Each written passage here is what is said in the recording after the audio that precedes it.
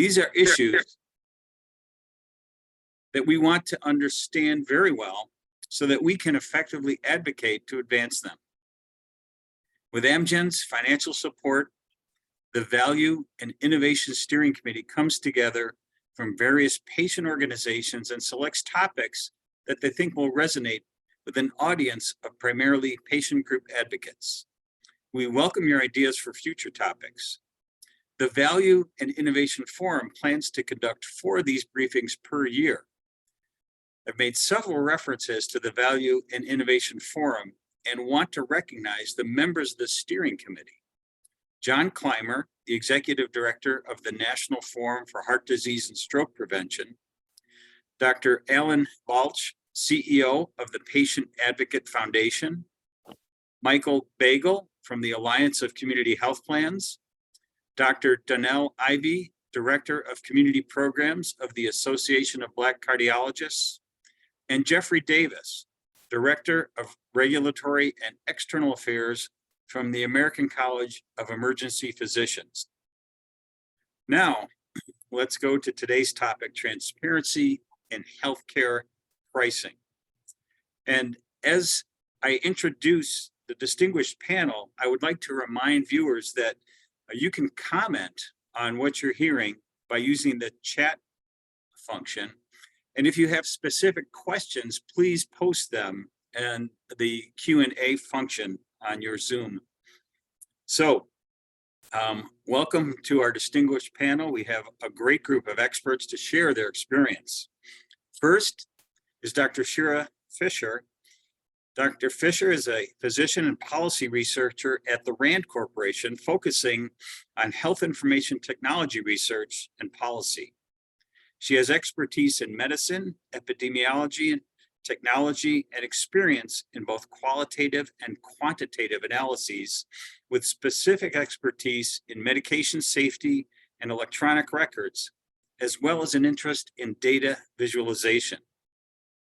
Dr. Jason Aziz serves as the Director of Health Economics at the New Hampshire Insurance Department.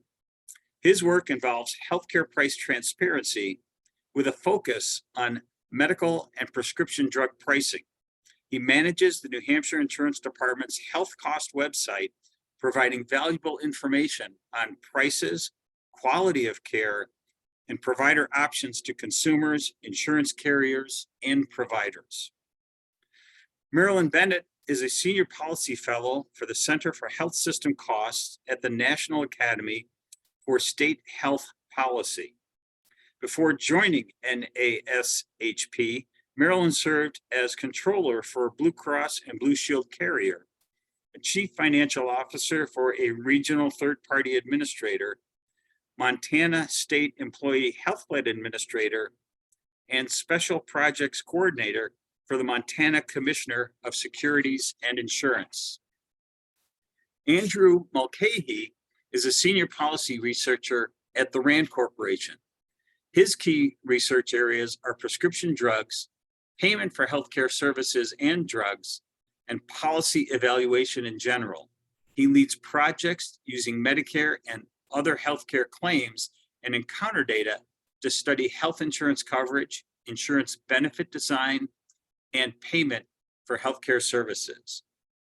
After we hear from each of the panel members, we'll have a lively discussion of the remaining issues and questions that the panelists feel are important for the audience to know. And again, you can utilize your Q&A feature on Zoom to pose questions, and I will present them to the appropriate panelists for a response. Audience members can upvote questions that seem particularly interesting, and those questions will rise to the top to help assure that they are recognized. So let us now move to the panel presentations. And first off is Dr. Fisher. Good morning, and thank you so much for having me today. I am going to be glad to describe some thoughts on price transparency and a little bit about some work that we've done on the topic at the RAND Corporation, but I'll be speaking on behalf of myself only. My first involvement in this topic was a report we published a few years ago with my colleagues Preeti Rao, Mary Vayana, and Aaron Taylor, entitled Barriers to Price and Quality Transparency in Healthcare Markets. We started off that report by pointing out that in most markets, buyers know the price of goods or services before they purchase them. But in the US healthcare market, prices are generally opaque to consumers before they receive the bill, which is only after receiving care. It's not a typical market. In our report, we describe how healthcare prices are set for hospital care and physicians, pharmaceuticals, and medical devices. And we describe the influences on price and quality transparency initiatives and the relationship between price, quality, and advertising. When our report was published, federal rules had already been established requiring that hospitals begin to release their charge master data for all items and services in a machine-readable format, but not all of the rules had gone into effect. It is also now a requirement that hospitals release their payer-specific negotiated rates for all items and services and disclose these rates in a consumer-friendly manner for a number of shoppable services, those that can be scheduled in advance by a consumer. The government has also issued a rule that requires commercial insurers to provide online price transparency tools to their members. However, much of this work operates under the assumption that there's a normal market where patients can shop around and simply giving them the information will lead to lower costs, and we know that that is not the case. There are at least three major factors that impede a normal healthcare market. One is little accurate information on pricing, which is what these rules are attempting to address. But the tools aren't great so far. They're of limited value, they can be difficult to navigate, they don't always provide accurate pricing. What has been published is often unusable. CMS is requiring certain things, but not yet completely enforcing it. And the information is often not downloadable. When I tried myself to access through my own health insurance, I had to enter a CAPTCHA every single time to prevent bulk downloading. And second, insurance insulates individuals and anyone who's buying it from understanding actual prices. Consumers don't usually pay the full price of their care. They pay a copay or a portion of the price through coinsurance. And there's a difference between the list price, the negotiated price, and the out-of-pocket price, which is the price that really matters to the consumer. And lastly, we know it's very challenging to measure healthcare quality.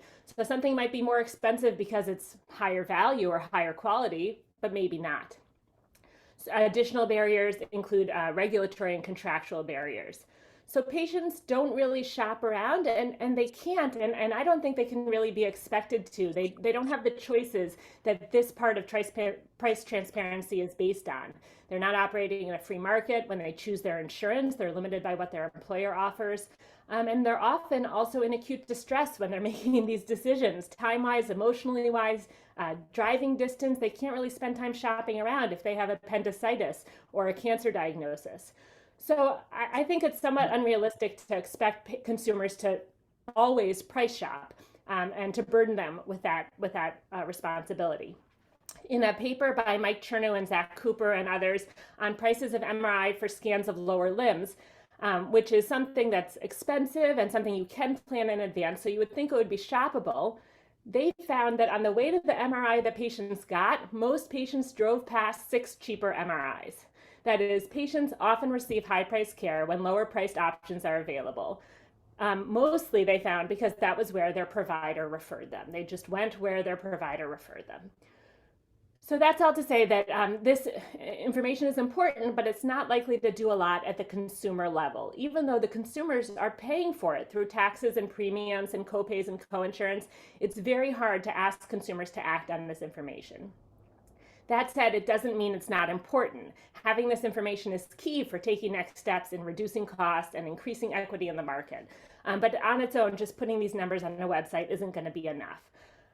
One idea is that people who could really use this data are the employers, because they're the ones who are purchasing insurance plans.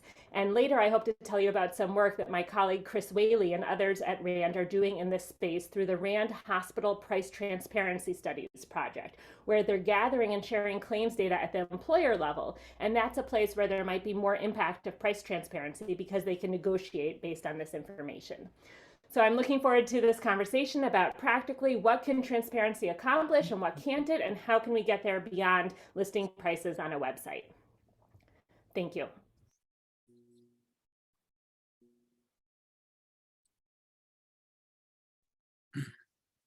Thank you, Dr. Fisher. we'll look forward to hearing more when we open it up to questions. Next is Dr. Aziz. So please. Thank you, Dr. Kropp, and thank you, Dr. Fisher. I learned a lot about some of your statements, and some of what I'm going to talk about stems off of what you just mentioned. And I'd like to talk about the mechanistic parts of price transparency here in the state of New Hampshire and overall across the U.S. Could you start the next slide, please? So when we think of price transparency, it can be useful to consider the several different forms or domains that it occurs.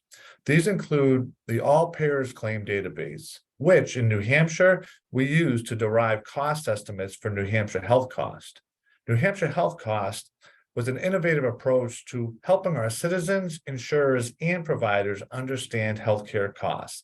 And as Dr. Fisher points out, this is important for employers as well because they have significant negotiating power. Since its inception, much has evolved, which has only improved the precision and accuracy of price estimates on New Hampshire health costs and the overall benefit to our population. We seek to continue this trajectory, and I look forward to finding the results of Dr. Fisher's next piece of work that she mentioned. Some more recent price transparency efforts include the Transparency and Coverage Rule, where insurers are required to post their negotiated rates and cost-sharing information, as well as prescription drug pricing information. Dr. Fisher also mentioned the Hospital Price Transparency Rule, where, as its name implies, hospital providers are required to post their standard charges and insurer negotiated rates. I'll let her talk more about that in the second part of this briefing. And lastly, prescription drug price transparency on the next slide, which in many states, including New Hampshire, drug manufacturers and sometimes pharmacy benefits managers are required to report various drug pricing parameters to state regulators.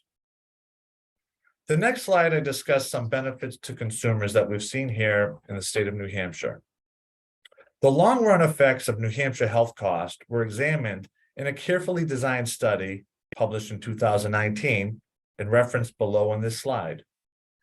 A key notable finding was that for certain pre-selected radiological imaging services, patient out-of-pocket expenses decreased by 11% in the 5 years after posting to New Hampshire health cost. One reason for the latency of this effect is the fact that prices between insurers and providers are negotiated very infrequently. One hope for us here in New Hampshire is that in response to this type of price transparency effort, more frequent price negotiations between insurers and providers may occur. Importantly, the findings of this study showed that these effects were largely supply side, meaning on the side of providers and insurers. We also talk a lot about these effects being on the demand side, on the side of consumers, but it's not limited to that. And that was an interesting unintended finding for this study. I look forward to talking to you more about this. Thank you.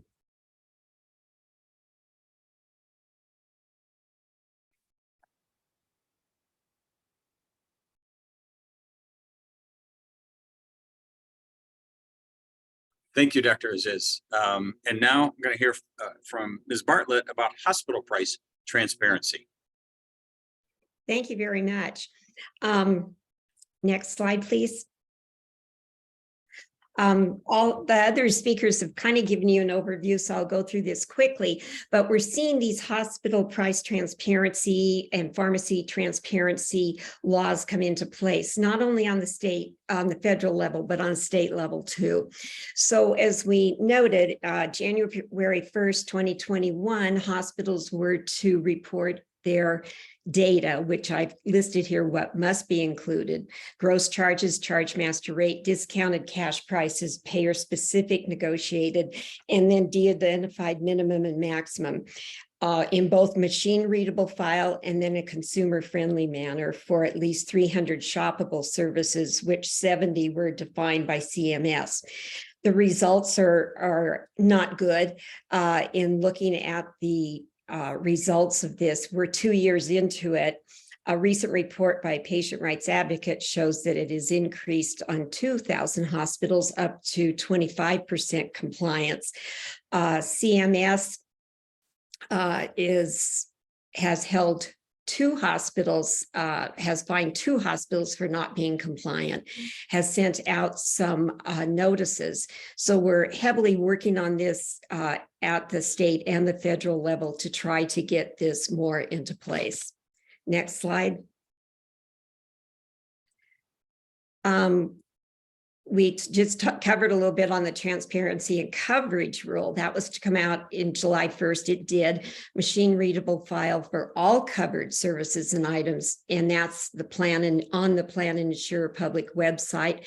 And a link to the employer. Now, this was the first time we really brought employers into this, that you are to post all in-network allowed amounts, out-of-network allowed amounts, and bill charges. The data still is pretty tough to work through, but that was a transparency effort.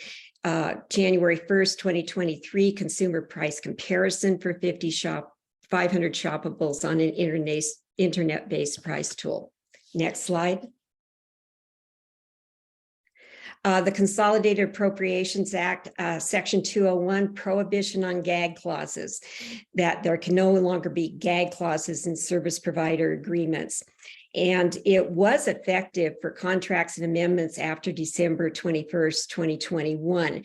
Now, we recently have a FAQ and attestation form issued by CMS and DOL, and it does have an attestation form in there to attest to this. This is an interesting one to me because this is, we talk about the employers, and that's where I come from. I had been the administrator of the state of Montana health plan. And when I got to my data and saw what I was paying, the different facilities and the wide variation, I then negotiated every hospital contract in the state of Montana to pay on a multiple of Medicare. That would be basically a cost plus versus a secret discount off an arbitrary charge master. And we saved millions of dollars went back into the state of Montana.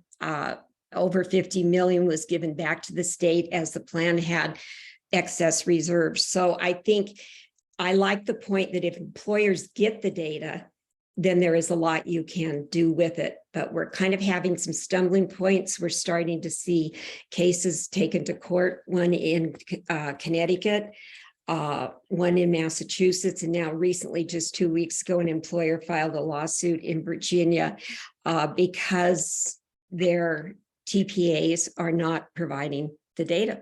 So there's more to come on that front to get the data to be able to allow that employer to either model benefits so that you have steerage to those high quality, low cost, or to really change TPAs out. Next, or I think that's it. Thank you.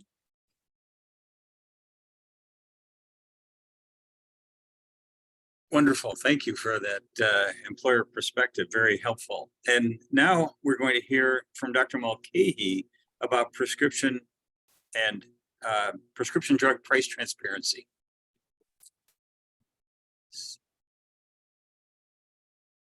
Thanks very much. And it's a pleasure to be here today. I'm Dr. Andrew Mulcahy, a health economist at the RAND Corporation.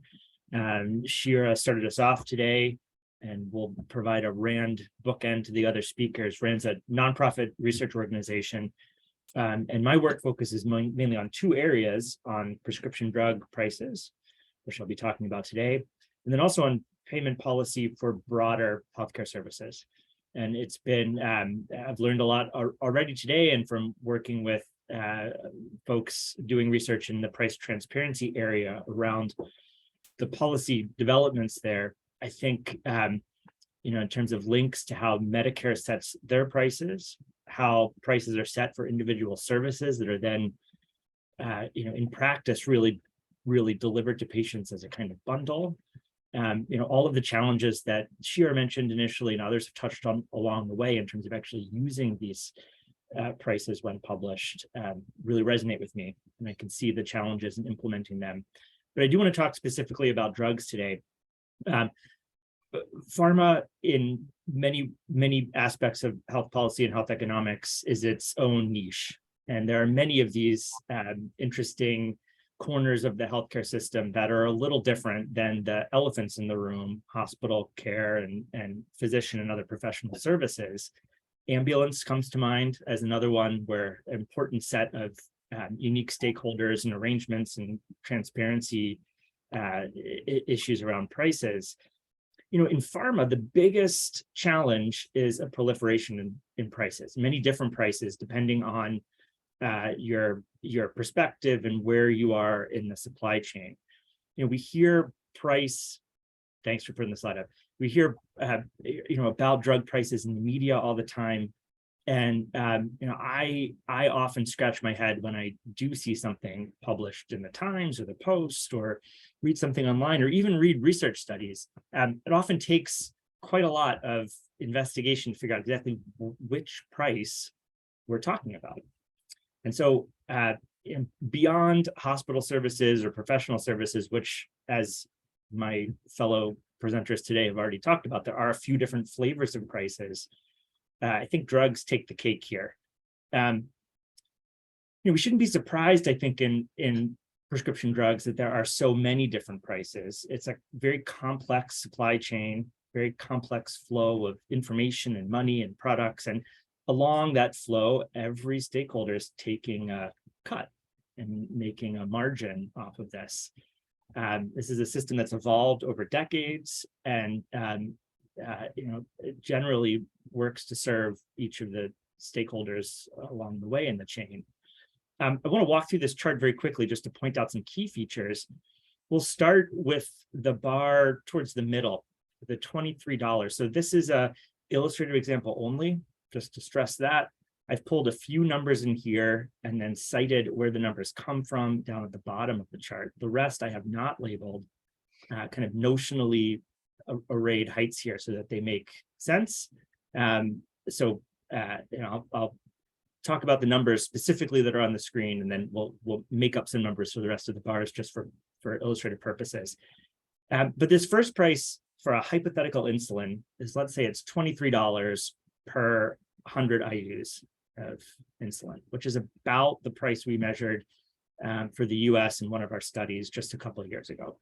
So this is the price with this purple label here that's initially charged by the manufacturer to whoever's buying the drug, a distributor, a big delivery system, whoever they're actually selling to. The invoice price that they bring in, let's say it's $23. As that drug flows through the supply chain, working backwards here, you get these additional markups by the distributor, the pharmacy, the amount that's charged to our sources of prescription drug coverage. These margins can be small, but still they grow this initial $23 price up to something bigger. And then for patients without coverage, there's a price at the pharmacy itself that can be basically anything. If you've ever gone to GoodRx or one of those websites and tried to do a little comparison shopping for pharmacy prices, you'll know they're all over the place and can be very, very, very high. Patients without coverage walking in are subject to whatever that pharmacy specific pricing is. So sometimes we're talking about, when you look at news coverage of prices, we're talking about this price at the left here. It might be $50, $100, even though the manufacturer's initial price was $23 when they sold it into the distribution channel. But the other really unique feature of pharmacy is heading from the $23 bar off to the right. And this is another case, we already mentioned it today in the context of hospital prices, a case where there's some black box negotiation happening behind the scenes, where drug companies and insurers and their PBMs are getting together and negotiating a price that the plan, the insurer, will ultimately pay. And it's, for some drugs, a very steep discount off of that price that the manufacturer initially brings in. This ratio here, it seems like a very big one in this chart, from $23 down to $5.50. This is actually the ratio we measured in a study for covering insulins and many other big ticket brand name drugs.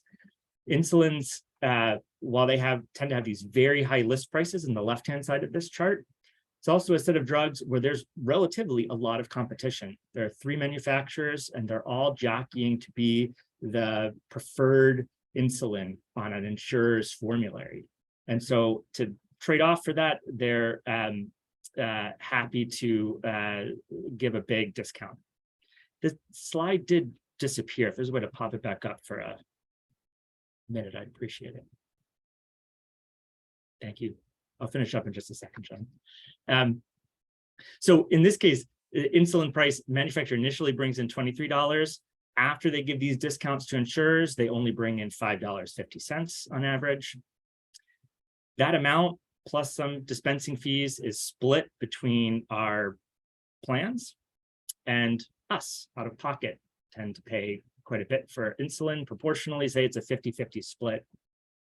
So the price to whom really matters here. If we're talking about this cash price at the pharmacy, that is one thing. It might be $100. Our out-of-pocket expense per 100 IUs of insulin may only be $2.50 or $3, or different conversations now about limiting that total cost for at a fill level for patients, but it may be much, much, much less. The amount the manufacturer brings in is different depending on whether you're talking about before or after those negotiated discounts.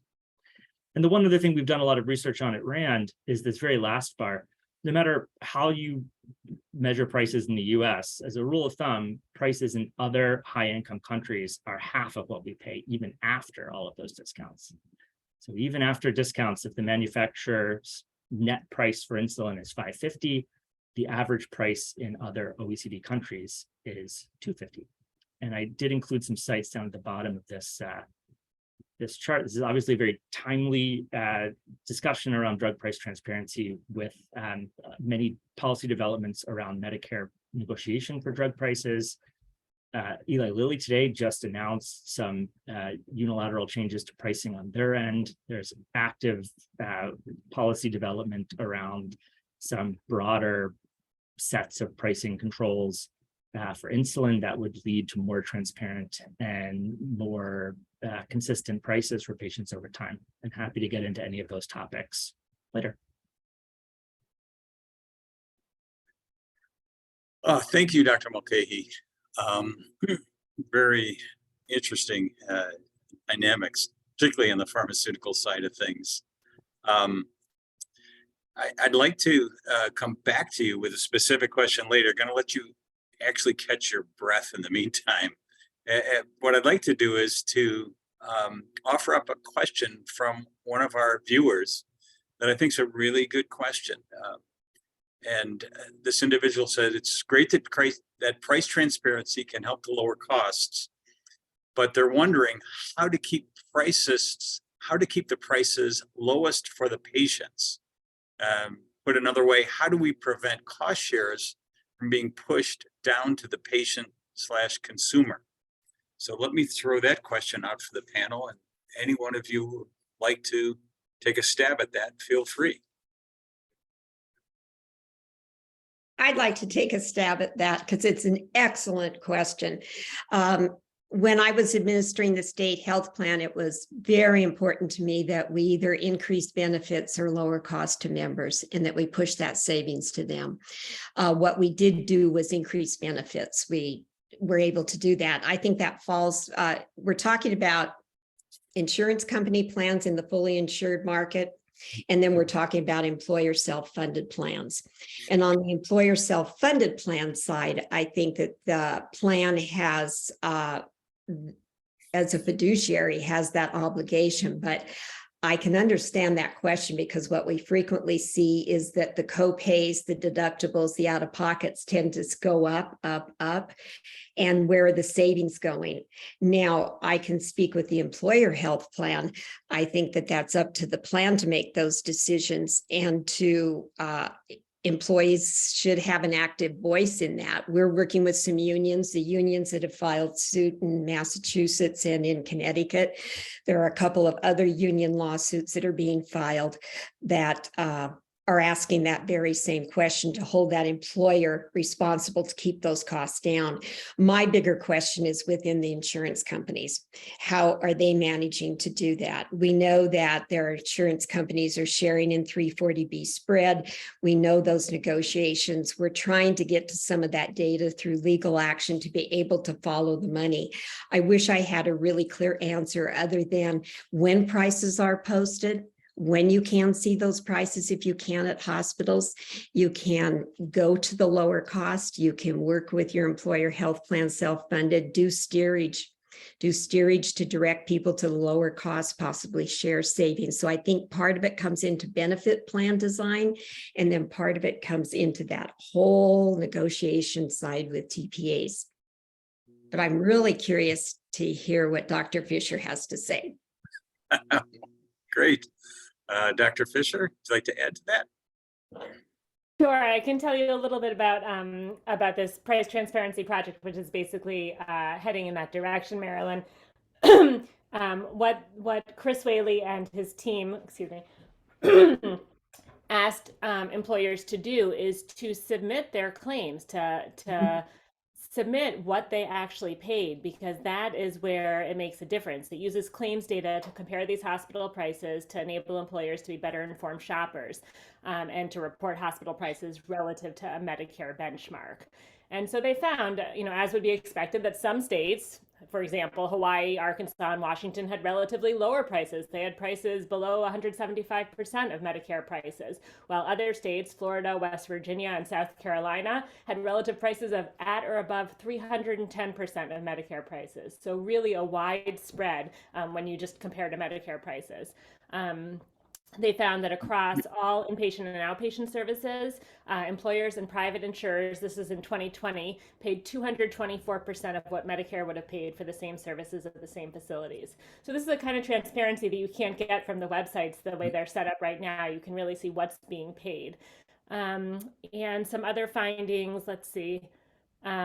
Oh, this was also very interesting. That little variation in these prices was explained by the hospital's share of patients covered by Medicare or Medicaid. Sometimes that's the claim, right? That it's because of what the patient population is. They said a larger portion of price variation is explained by hospital market power. So as the hospital market power went up, that enables them to charge higher prices, and that explained more of the variation than the patient makeup. So I am happy to share a link. Somebody asked about, what to read about price transparency. I'm happy to share information about these reports. They're on the 4th round. They started as a pilot, just looking at a few employers in Indiana, and now have expanded to all 50 states, a huge number of employers and hospitals across the country now reporting these claims. They're on, I believe, round 5. So I think this is really important and valuable kind of transparency to see this kind of variation, and then the hope would be then to do something about it. One thing, if I could just jump in for 1 minute, when I was at the state of Montana health plan, I ran all my claims through a repricer, Medicare repricer, and I saw what I was paying, up to 611% of Medicare. And that's why I negotiated contracts down. Now, I work very closely with Chris Whaley. I developed the hospital cost tool for NASHB, where it will show you break-even point. What does that hospital have to charge to break even? And you compare it to the RAND price to see what they are charging. We also do payer mix, so that if they say, I have so much Medicaid, and you can see, well, maybe it's only 9%. So there are those types of tools out there for employers. Great. Really helpful to hear what goes on in the background in terms of looking at claims data to find out what really happened in terms of pricing.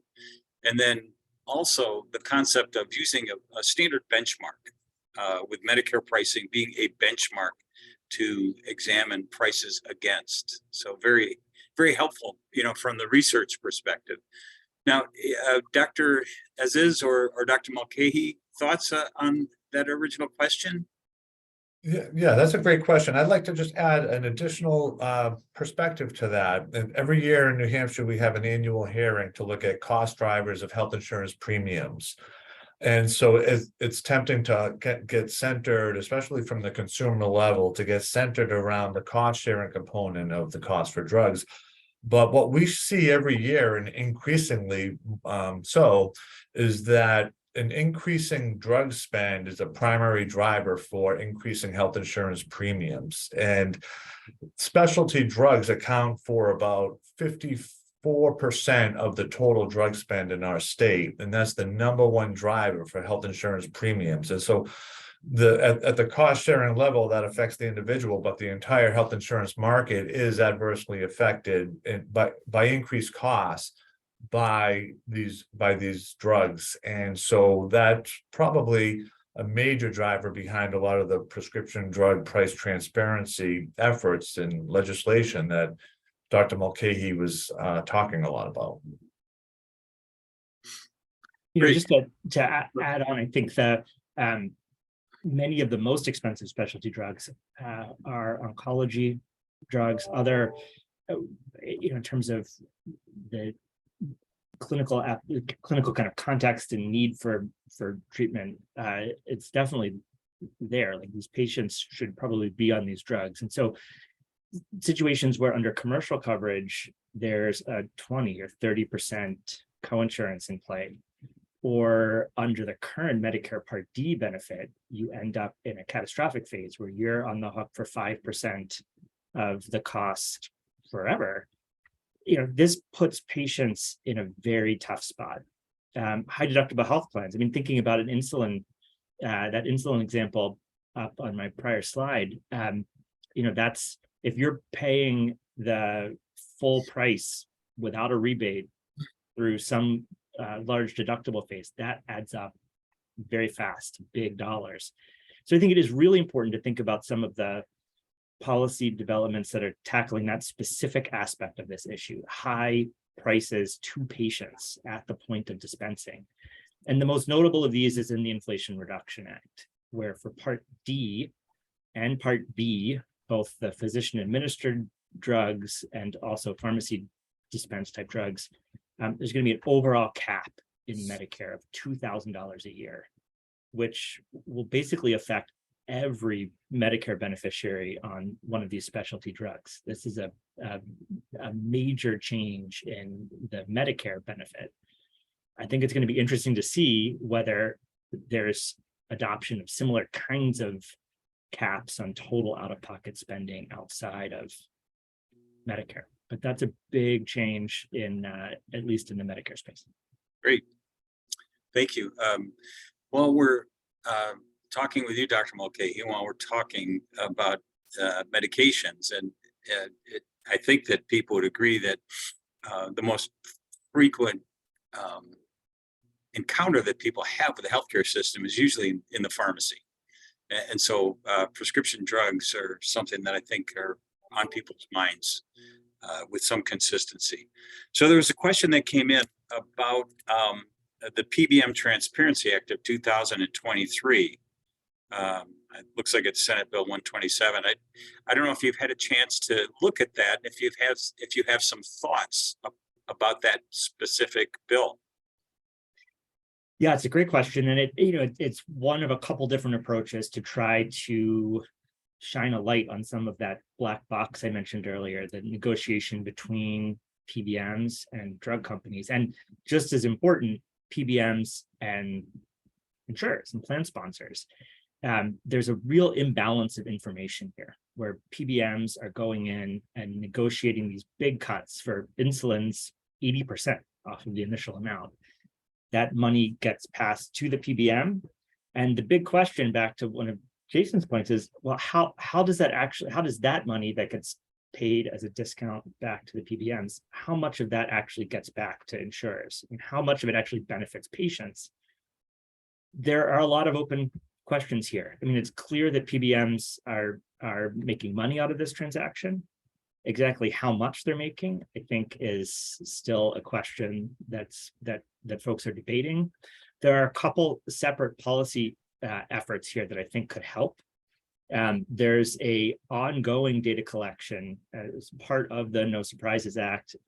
It's called the Section 204 reporting requirement, where basically all commercial insurers have to report to the government information about the magnitude of these rebates by drug, by broad therapeutic class, and that information will help the government understand what kind of money is flowing back through that process that could conceivably benefit patients. But in terms of an actual link to premiums or to lower cost sharing or to better benefits from these arrangements with PBMs, I think it's a big question mark across the board right now. Great. So some of the specific legislative proposals would do things like prohibit some of the financial arrangements like spread pricing, where PBMs are able to pocket the difference between some negotiated price for a drug and then whatever acquisition price they can get. There are 3 big PBMs that cover 85% of the total market, and so they have a lot of negotiating leverage here. And these proposals would typically restrict some of those specific business arrangements, and also layer on top a little more transparency in terms of what prices are being negotiated and how much of that is passing back to insurers in such a way that it could conceivably lead to lower premiums, better benefits, lower cost sharing. Great. For patients. Thank you. Yeah, I'd like to sort of step back from pharmacy and go to an earlier question that was asked. Dr. Fisher answered this in part, but there was a question about how can somebody get a basic foundation in understanding what price transparency is. So I wonder if any of you might want to comment on resources that you have found helpful in helping to bring people along in their understanding of what price transparency is and how it can be helpful to consumers. So anyone want to jump in on that? Sure. I mean, I'm happy to share in the chat a few links. CMS's website talks about the legislation that's happened over the past few years about price transparency. I can put the RAND report that we wrote and then the current the current project by Chris Whaley. But I would also add that sort of, as Andrew's slide illustrated very clearly, what we even mean by price is not clear. So saying price transparency, what number is actually available is not always clear. So I think the confusion is warranted, and the name may be a bit of a misnomer in many of the cases. Sure. Others want to offer something as is?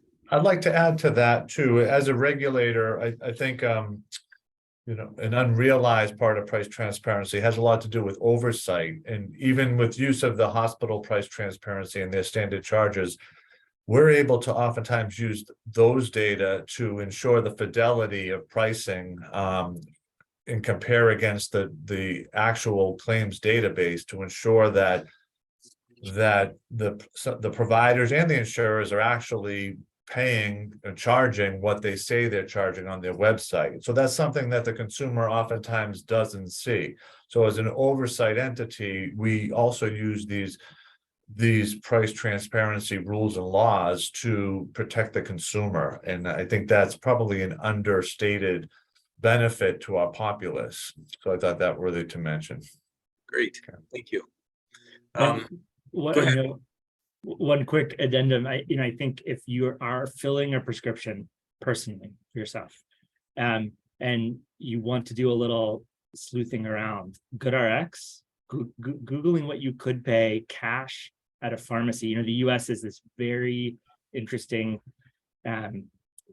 dichotomy for drug prices, where we spend a ton of money on brand name drugs that only used by a tiny fraction of the population. And the vast majority of fills are for generics, where we actually get pretty good prices. So I can't tell you how many people email me after a talk like this one and say, Andrew, you saved me $50 a month on my prescription, because it actually is cheaper to go and just pay cash for a generic at the pharmacy than going through my insurance company. So that is like a case study many of us can try ourselves, doing a little comparison shopping. Yeah, it's a great example. So and regarding prices for your own experience, I also tried to do that for myself when I was getting an eye exam with an out-of-network provider, and so I wanted to know how much it was going to cost. So I called the provider and said, I just want to check, how much it's going to cost. Oh, I don't know. Ask your insurance. And I called the insurance, and they said, well, I don't know. It depends on how they're going to bill it. And so I went back to the eye exam place and said, well, how are you going to bill it? And they said, we can't tell you how we're going to bill it until you have the visit. So I was like, well, what are the choices? So it's a very hard. I mean, that's why we need this kind of legislation. We need enforcement. We need standards, because it's almost impossible before you get care to even find out the most basic costs of a visit. I would agree with you, Dr. Fisher, totally. Having standards and the regulatory side of it really needs to step up. I agree with you. And congratulations to New Hampshire. Yeah. Well, it's an interesting topic that I think you addressed somewhat earlier, Dr. Fisher, but it came up in a question in terms of there was a question that suggested that insurance companies, and I would say also hospitals, technically are making these prices available, but it is difficult, if not impossible, to navigate the information that they put out there. So curious to hear each of your perspectives on some of the barriers that are hindering sort of the effectiveness of the early attempts to bring price transparency to bear for consumers. Well, I certainly can't speak about their intentions with knowledge, but it does seem that there is little interest in being transparent on their end, and the end result is very unusable from a researcher point of view, and that may be indeed intentional. I would agree with Dr. Fisher, and I think she put it quite well. The regulation, federal regulation, was put out. I think that there is not transparency. If you look up online, for instance, I was looking at a particular hospital. It was an Ascension system, and for even simple blood tests, anything, it was listed NA, NA, NA, NA. And it was interesting because the CMS head was on NBC News last week, and she mentioned that a hospital can use NA if they don't provide the service. But it was very clear that they are providing this service. It's an NA, it was last Thursday night, NBC broadcast. So I think there has to be tougher regulation. I think CMS has to come up with some standards and do a little bit stronger regulation, and states are stepping in. New Hampshire, I think there's something going forth in New Hampshire on price transparency, as that's been a state that's kind of been in the lead on this. Colorado definitely put in some things. We're hearing from other states that they're at the state level. Dr. Aziz, were you going to say something? Well, there's currently a bill in the House right now looking at hospital price transparency, but yeah, at the insurance department, we have no authority over hospital providers. Our authority exists over carriers. And so we look closely at the transparency and coverage federal rule that has authority over the insurance carriers. And we have access to the hospital standard charge files, and we can use those as a set of reference data to ensure that fidelity in standard charges is being adhered to. And our market conduct team looks at that. Great.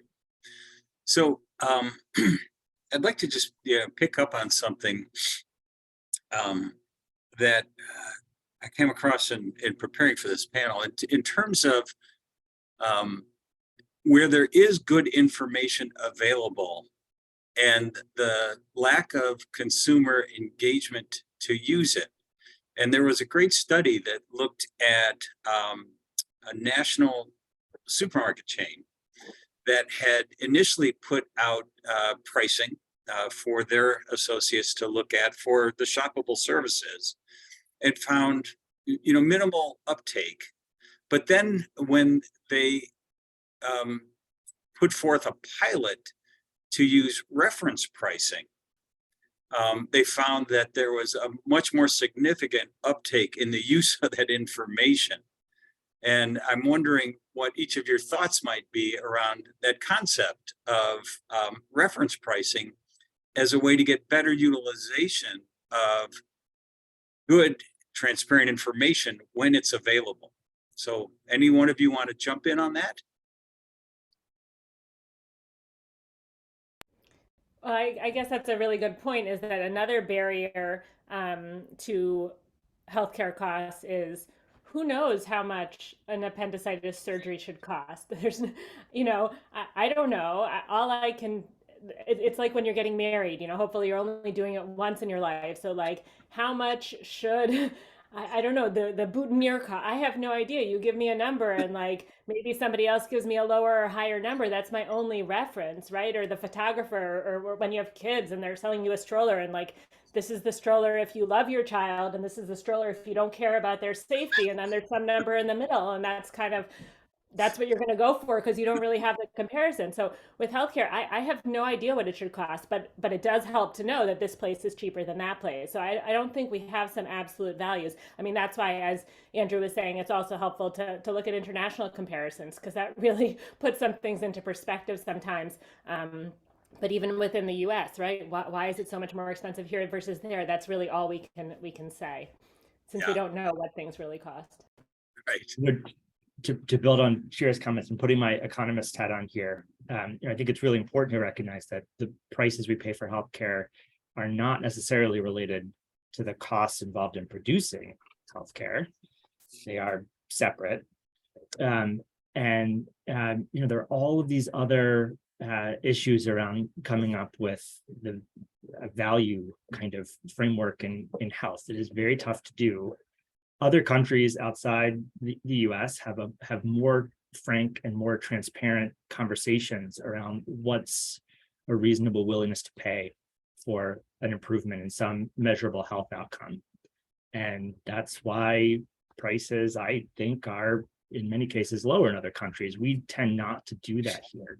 But Shira, it's exactly that tough conversation. I mean, you've got to take the leap to put a price tag on how much we're, as a society, willing to pay for some kind of improvement in health outcome. And without that, you're right, we're left without much to stand on to determine what's a fair or reasonable price. Andrew, I'd like to ask you a question. With the CAA Section 204 reporting that was done the responsibility was put on the health plans, the group health plan or the insurance plan, to submit that data. And we're finding that employers, that data was submitted on their behalf by their TPA or PBM, and employers aren't able to get that data. So then the data goes to CMS, and what will be done with that data? Will it ever be public? Is it going to be used for policy? Because that's a valuable piece of data there, that data set. Yeah, I think it will shine a light on an area that otherwise we don't know much about. I know that Congress required HHS to develop a report to Congress, at least, on that information.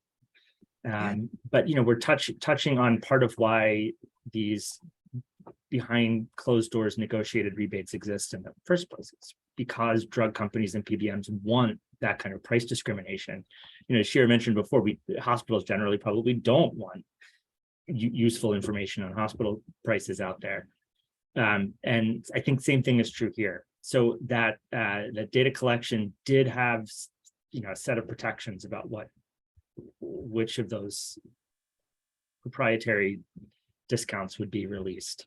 So a lot of, after decades of not knowing much about the net prices paid for drugs after rebates, we now have a set of pretty good studies that help us ballpark what those prices are. So just over the past 5 or 10 years, there's some new insight. I have one that I can drop in chat too, but there are plenty of other good ones. Dr. Aziz, any thoughts on that? Well, something Dr. Fisher said made me think, it's inherently hard for providers to have precise and accurate price estimates for complex procedures. This concept of case complexity really confounds that precision and accuracy. We recently had a robust debate at our legislature about that, and some of the legislators cited their personal experiences that had much merit in their frustrations in trying to get precise estimates. And so a few years back, the insurance department actually hired a vendor and published a study communicating or reporting these price indices for each hospital in the state, instead of trying to identify individual procedures that sometimes don't really help the consumer much. Try to identify some of the higher and lower cost facilities providing services in the state. And I thought that was maybe useful in response to what Dr. Fisher had brought up about the interesting analogy about baby strollers and how identifying the precise and accurate cost of one individual service may not have as much utility for the consumer, but identifying the higher and lower price facilities in general may have a little bit more utility for our populace. And in a small state like New Hampshire, I think that's especially true. So it made me think of that, and I just wanted to mention that. Great. I'd like to go ahead, Dr. Fisher. I'm sorry. I was just going to respond to that. I think that's a really good point. I mean, another question that we haven't really talked about, but that is at hand here is this an individual issue or a population issue? So there's the individual cost, my pocketbook, how much do I owe? Have I hit my deductible? How much does my insurance cover? And then there's the population question of, how much is this country paying for healthcare? How much is New Hampshire paying for healthcare? How much should it cost? And when you look at other countries, they think of it on a population level. So they're going to say, well, it's in our interest to prevent people from being hospitalized, so we are going to cover insulin or whatever it is, because there is a population interest or a public health interest, and we often think of it more on the individual, and so I think that's to our detriment. Great. So as we're nearing the end of the hour, I'd like to sort of turn something back to each of you. And earlier, Marilyn gave us some great examples of where she, as the Montana state employer, was able to use transparency to great advantage. So I'd like for each of you to maybe comment on where you've seen some of the best practices in price transparency have a positive impact that we'd like to see sort of adopted more widely. So let me just open it up to each of you to respond to that. I guess I'll start. We're proud of our New Hampshire health cost price estimator tool, and it was very innovative. It's been around for years, one of the first in the nation. And I identified earlier that the patient out-of-pocket expenses for certain shoppable services like radiological procedures services went down by about 11% over 5 years. We also saw about a 3.7% reduction in insurer costs as well. And so it's not just at the individual level, as Dr. Fisher pointed out a moment ago, it's also at the market-wide level that price transparency has had what we sometimes refer to as a sentinel effect. Just the fact that there's oversight, and the regulators especially are overseeing some of their rates and their data and some of their business practices, seems to have had a long-term market reforming effect. And I know that studies, there's not necessarily a consensus on the economic impact of that, but some analyses that we've done here at the state, and I mentioned that we monitor this each year in our annual hearing, we do see positive downward pressure on prices in both the supply and the demand side of the market. So that we're very encouraged by that. And because of that, we're firm believers in price transparency. And I think, we're all in on that. And we look forward to ways to collaborate with other states and the federal government in doing so. Yeah. Great. Thank you. Marilyn, did you want to add anything? Yes, I would say one of the things that a lot of employer plans have been doing, but the state of Colorado employee health plan just adopted this, is that basically a tool. They're using a healthcare blue book tool that, and I used it in Montana, that will give you the price for a shoppable procedure and give you the quality, so that the employee, the member, can shop for these. And then there is a shared savings component. That part of that savings is shared back with the employee. So we're curious to see how that rolls out with other employers. It's worked very well because the incentive is baked in there and that money goes back to the employees. So there are some of those shopping tools employers are using that are looking pretty good. Great, thank you. And Dr. Mulcahy, anything you wanted to add? Just very quickly, I think the Walmart $4 generic drug list is as good as we've gotten in pharma price transparency. Check the list. If you're an Amazon Prime member, I'm all full of practical tips today. Amazon just launched a new unlimited generic deal if you have Prime. So you know, those kinds of cheap drugs that you know you might be filling month to month. Check out some of those lists and see if you can save a few bucks. Thank you. Dr. Fisher, anything else that you wanted to add? All right. Well, I want to thank all of you panelists for sharing your experience and your absolutely, I think, important insights into this evolving technology that I think is going to be very important in helping consumers be better consumers of healthcare. And thank you for all thank you all of the participants who tuned in today. Jen has put up in the chat a link so you can respond and give us your feedback about the usefulness of the information you heard and any other questions that you might have lingering. It's really been a treat to be a part of this presentation. We look forward to being able to take this information and continue to play this important advocacy role that the National Forum and its many partners plays in helping to assure that consumers are getting what they need out of the healthcare system.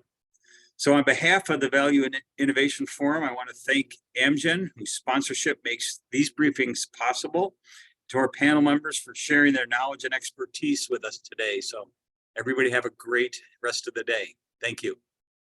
Thank you.